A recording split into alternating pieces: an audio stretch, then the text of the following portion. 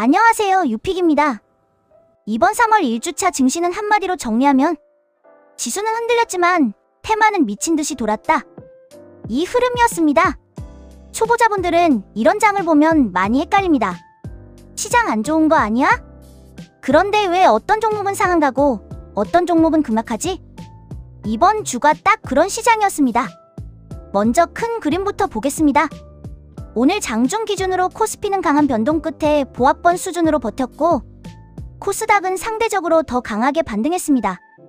이 말은 무슨 뜻이냐면 시장이 완전히 무너진 것은 아닌데 돈이 대형주 전체로 고르게 들어간 게 아니라 재료가 있는 쪽으로만 아주 빠르게 이동했다는 뜻입니다.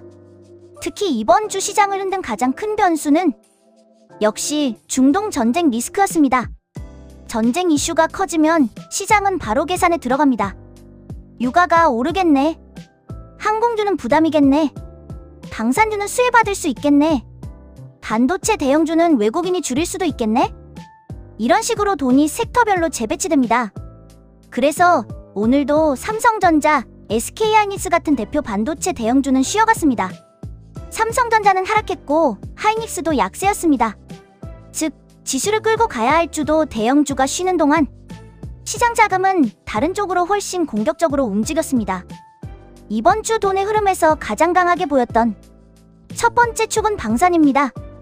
LIG 넥스원이 강하게 올라왔고 천공 II 관련 기대감이 붙은 파이버프로, RF 시스템즈, 퍼스텍 같은 종목들도 시장의 시선을 받았습니다. 초보자분들은 여기서 포인트를 이렇게 보시면 됩니다. 전쟁 뉴스가 나오면 단순히 무섭다로 끝나는 게 아니라 시장은 그 안에서 실적과 연결될 수 있는 산업을 먼저 찾습니다. 이번 주에는 그게 방산이었습니다.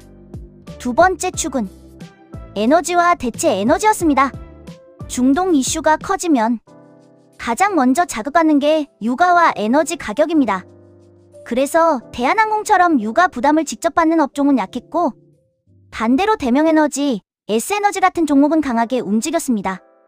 여기서 중요한 건 시장이 단순히 유가 상승만 본 게 아니라 그 불안정한 환경 속에서 신재생과 에너지 대안 쪽으로도 해석을 확장했다는 점입니다.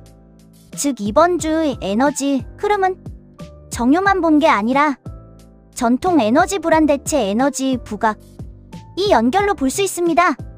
세 번째 축은 반도체 소재 장비의 개별주 장세였습니다.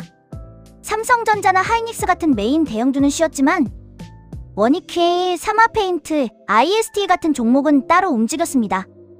이게 왜 중요하냐면 초보자들은 반도체면 다 같이 움직일 거라고 생각하기 쉬운데 실전 시장은 전혀 그렇지 않습니다.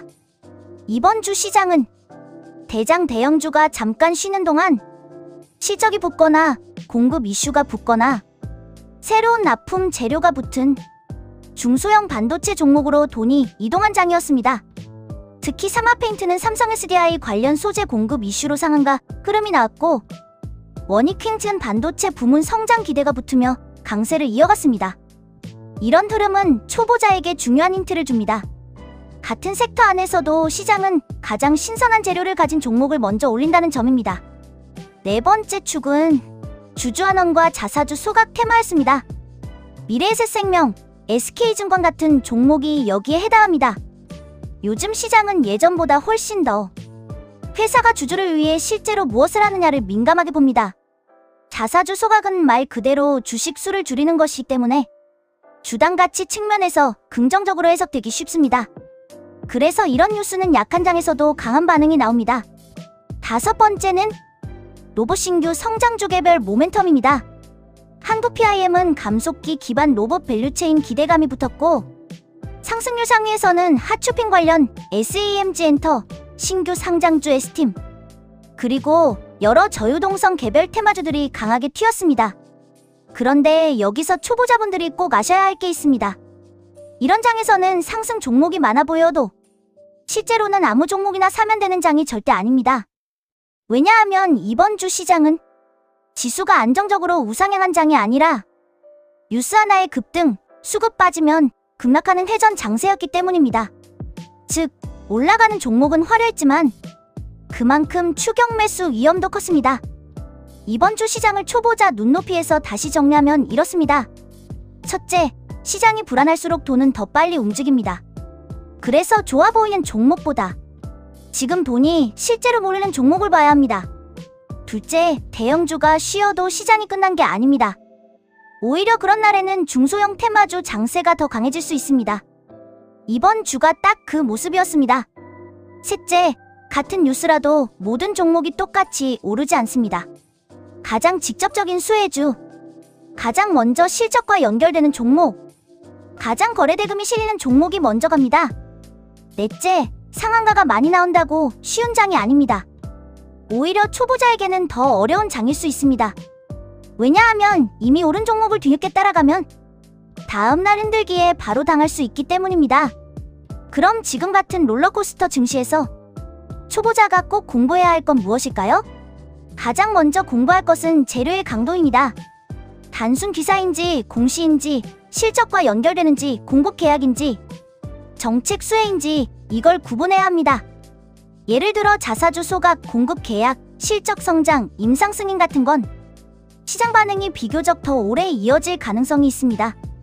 반면 단순 기대감 기사만으로 오른 종목은 변동성이 훨씬 큽니다. 두 번째는 거래대금입니다. 주가는 속일 수 있어도 거래대금은 시장에 관심을 보여줍니다. 이번 주에도 거래대금 상위에 오른 종목들을 보면 삼성전자, SK하이닉스 같은 대형주 외에 하나에어로스페이스, 하나솔루션, 두산에너빌리티, LI진엑스원, 현대로템 같은 주도 테마 핵심주로 자금이 분산된 흐름이 보였습니다. 즉, 시장은 단순 반등이 아니라 방산에너지 정책 개별 실적주 중심으로 돈을 재배치하고 있었다는 뜻입니다. 세 번째는 추격 매수 금지와 눌림 관찰입니다. 지금 장은 하루 급등 뒤 다음날 흔들림이 크게 나올 수 있습니다. 그래서 초보자는 상한가 같네, 나도 들어가야지 보다. 이 재료가 하루짜리인지 3일짜리인지 이번 주 흐름인지를 먼저 보셔야 합니다. 네 번째는 메인 섹터와 보조 섹터를 나눠보는 습관입니다. 이번 주 메인 섹터는 방산과 전쟁 수의 흐름, 에너지, 일부 반도체 소재 쪽이었고 보조 섹터로는 로봇, 앱 수수료이나 기대 게임주, 자사주 소각 금융주, 일부 바이오와 신규 상장주 강세가 붙었습니다. 이렇게 나눠서 보면 시장이 훨씬 선명하게 보입니다. 정리하겠습니다. 3월 1주차 증시는 그야말로 롤러코스터였습니다. 중동 리스크 때문에 지수는 흔들렸지만 그 안에서 시장의 돈은 방산, 에너지, 반도체 개별주, 자사주 소각주, 로봇주로 아주 빠르게 이동했습니다.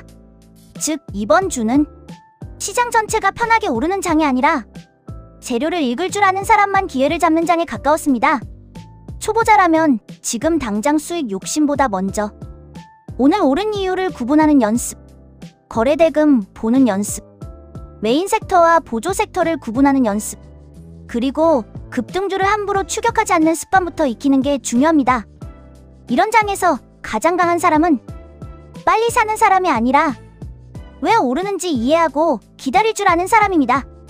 이번 주 시장은 무서운 장이기도 했지만 반대로 초보자가 시장의 원리를 배우기에는 정말 좋은 한 주였습니다.